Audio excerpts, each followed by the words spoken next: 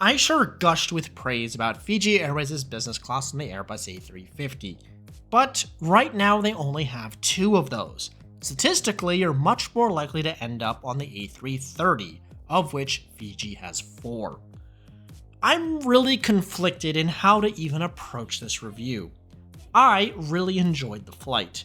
It was significantly better than the alternatives, but compared to the A350, it's a huge letdown.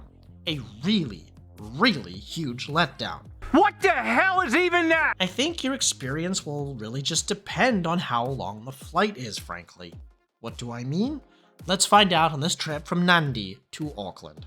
The international terminal in Nadi is beautiful and brand new, not only with stylish design, but even air conditioning.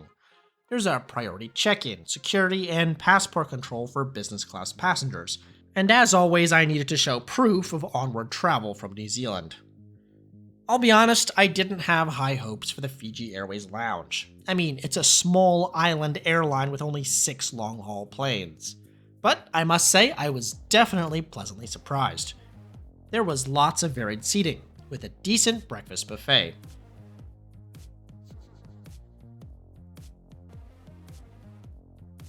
And drinks and coffee to order.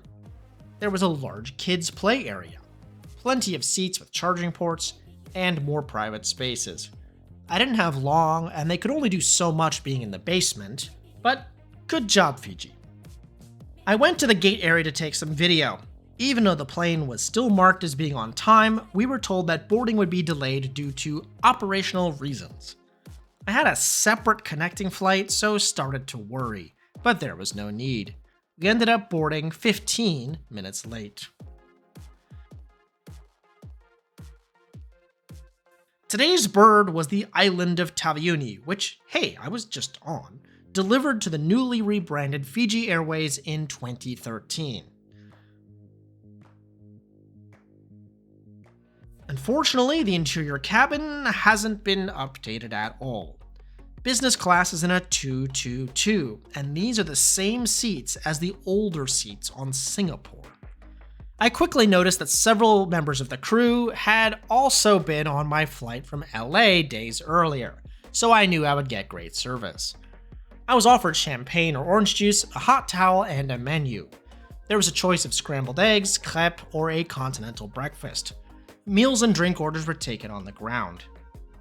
Okay, let's talk about these seats. There's 60 inches of pitch, but these are not lie-flat seats, merely angled. It's not even close to flat.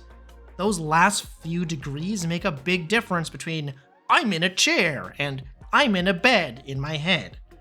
They also aren't anywhere near as comfortable as the newer seats. They're hard, narrow, and quite claustrophobic. There's a large screen, though it's not touch and have a lower resolution than that of the A350. There are these 2 odd storage compartments that I'm not sure I've seen on another seat before. The center console has full and USB power outlets, drink holders, and a large solid tray. Seat controls and the remote were on the left. There's no individual air vents. No amenity kits were offered for the short flight, but the same very comfortable pillow and light blanket as my longer flight were at each seat. The cabin wasn't entirely full, and the seat next to me remained open. So yes, ladies, I'm still taking auditions for this spot. This could be you, right here, you know. So lonely, so lonely. For whatever reason, they gave a manual safety demonstration rather than the video I had just watched, and we took off 20 minutes late.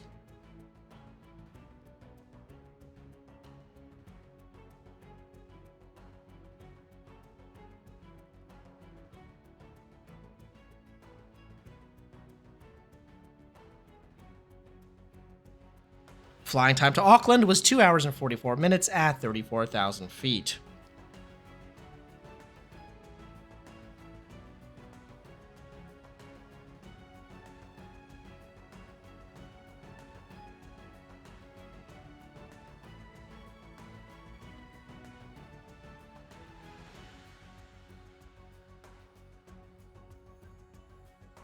The crew handed out the New Zealand landing card, so it would have been nice to have a pen from the non-existent amenity kit, you know.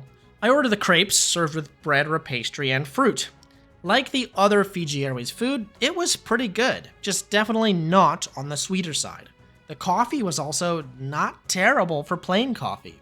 Even though the service was done within an hour of takeoff, the crew was constantly checking on me, asking if I wanted anything else to drink or another bottle of water. The entertainment was good, but not as good as the A350. You needed to use the remote. There were 25 pages of movies and a host of TV shows. The moving map, while providing good information, was nowhere near as customizable or responsive as the other offering. Perhaps, more significantly, there is no Wi-Fi on the A330s. Then the brief flight quickly came to an end. We were given a final hot towel and began our descent. We passed the northern rugged parts of North Island before coming into land in Auckland. Unlike my prior flight, there was no blaring music.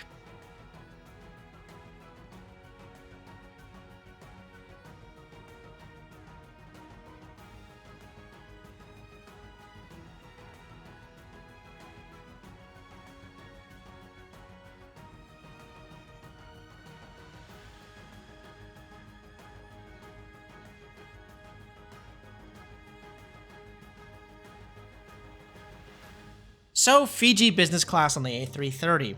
Like I said, this is a hard one to review. If you are flying to Australia or New Zealand, it's an amazing upgrade over the 737s that Qantas and Fiji fly, and Air New Zealand's A320s.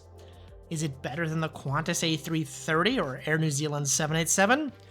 Yeah, likely it still is because of the food and service, if nothing else. It's just about 3 hours of being spoiled rotten. But Fiji flies these planes to Hong Kong, San Francisco, and Vancouver. That sounds like a very disappointing experience to me. Having tried and loved the A350, the A330 is quite literally 1 to 2 generations of business class behind. I'd hate to spend thousands of dollars of your airline miles on such a substandard product. But the food and crew are great, and you do need to give Fiji Airways some slack after all, given their size and wealth of the nation. They really seem to have literally lucked out on the A350s since they inherited the order from Hong Kong Airlines, and for the A330, you just need to bring your expectations back down to earth and a decade in the past. If you want to see that review of Fiji business class on the A350, click right here. Otherwise, I'm off to the domestic terminal to have a rematch with Air New Zealand's A320. Or click here to see the complete playlist. Thanks for watching, and I'll see you on the next one.